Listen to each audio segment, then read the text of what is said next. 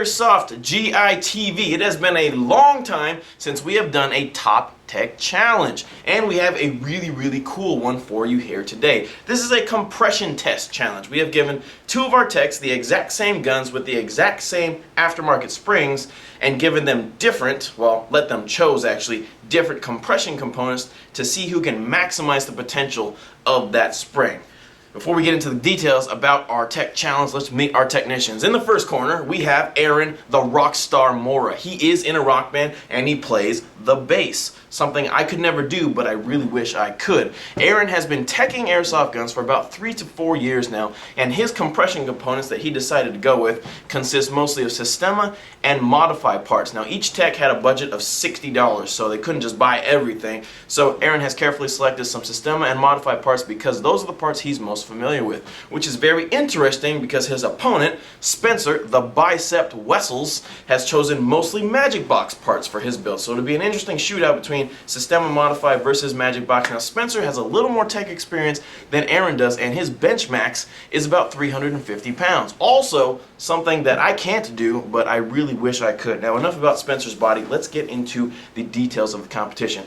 Each tech have been given a JG M4 with an SP120 spring by Garda, so they have to maximize the potential of that spring. The techs are going to be based or judged on their best compression possible. Basically, whoever has higher FPS with the same spring.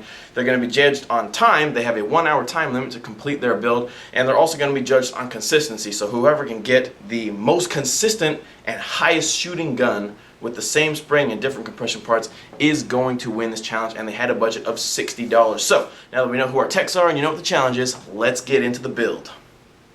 Yeah. Alright, so you guys have 1 hour on your mark, get set, tech.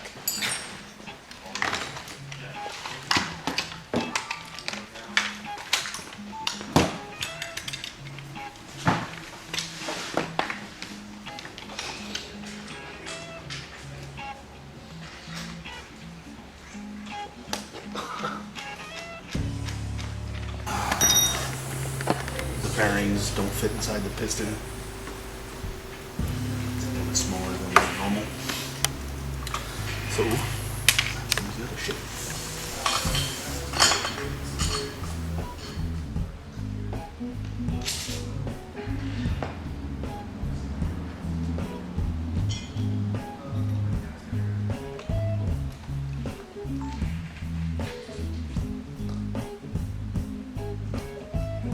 I assume you had the same problem with the bearings. Yep.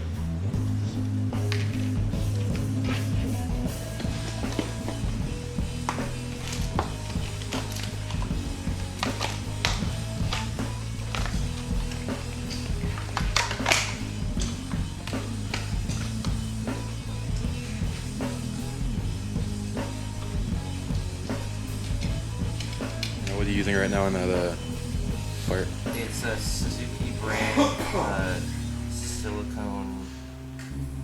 This is like a chapstick kind of. A friend recommended it to me like 2-3 years ago and gave me a bunch of it, and it works really well, so I use it a lot. Trade secret that a bunch of other people know. Use a little bit of dielectric grease on the air nozzle if it's not getting a good seal. It just helps seal any air leaks that are inside between the cylinder head and the air nozzle. The only thing I've done so far is far along. I have the cylinder and everything already all set up. Just shimming it right now. The only problem I really had was the bearings from the modified piston head aren't large enough to fit, or too large actually to fit inside the piston for the JG. I had to use the original bearing set from the original piston head, and it seems to be working out just fine. Other than that, just shimming it right now, and then after that I put it back together, test it, and hopefully it's ready to go. So far I've already shimmed the mech box and put the cylinder assembly back together, but it's not in the gun. I'm just gonna put the mech box back together halfway and put the motor on and test here. That's how the gears sound. I had the same issue with the upgrade bearings of the piston head not fitting in the piston. Same thing with Aaron. So I just went back to the stock bearings.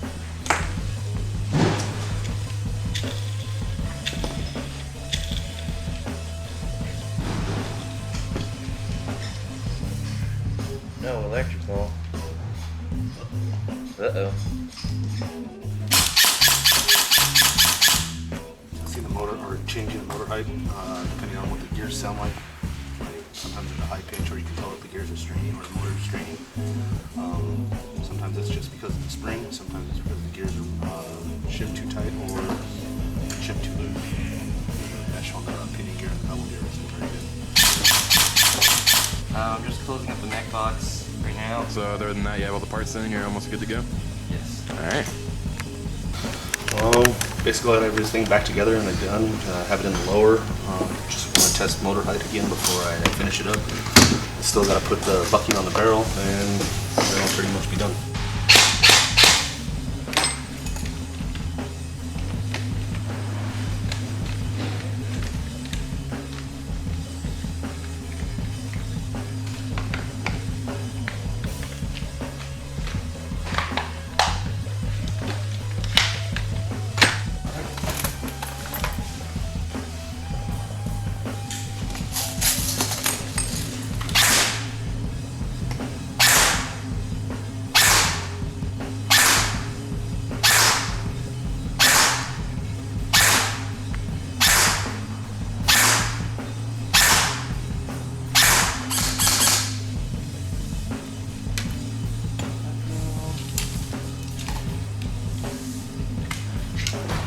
Test mag over there. Oh, thank you.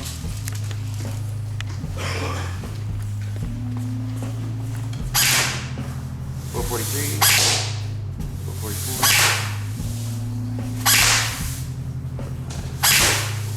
46.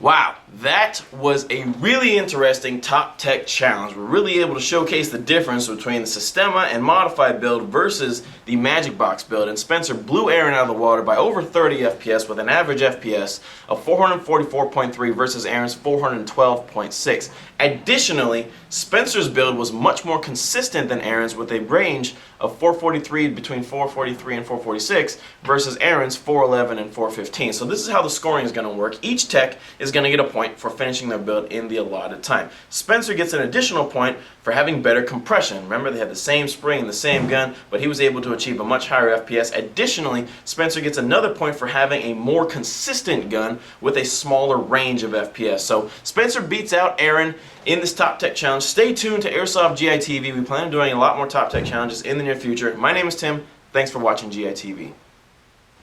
I'm Sergeant Scott Graham from the Los Angeles County Sheriff's Department. Airsoft guns can be mistaken for real firearms.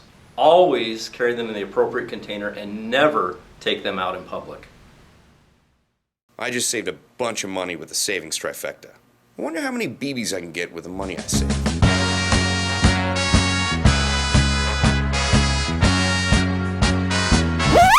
Maybe I don't need that many BBs.